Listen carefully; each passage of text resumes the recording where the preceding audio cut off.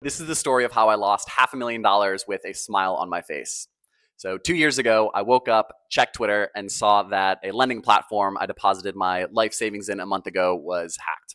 I pull out my crypto wallet, saw it was drained, and proceeded to collapse on the floor. Not knowing what to do with myself, I slinked down to my meditation room and decided to just literally sit with it.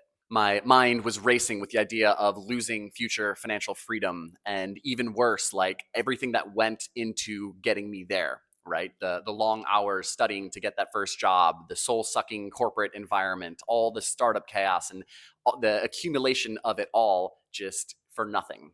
And it was crazy. The weirdest thing happened where all of a sudden I was like hit with this question of, all right, well, what does this actually mean? Like, how are you different than you were when you woke up today? And I end up like opening my eyes, looking around and realizing like, all right, I'm still in this body. I'm healthy. I have a roof over my head, a job that pays the bills and gives me meaning. Like my friends and family, they're not going anywhere. So what actually changed? A fucking number on a screen that tells me what I'm worth. And don't get me wrong, like I know this objectively sucks, but when it comes to the things that genuinely matter, this pales in comparison.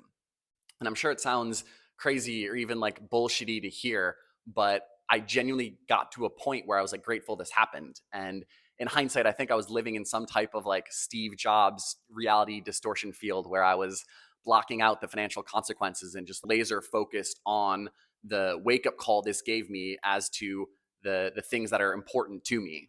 And if you want the full story, I just wrote a 2,000 word essay on Substack that I promise you is much more interesting and insightful to read. So I'll drop a link in the comments and would love to hear your thoughts.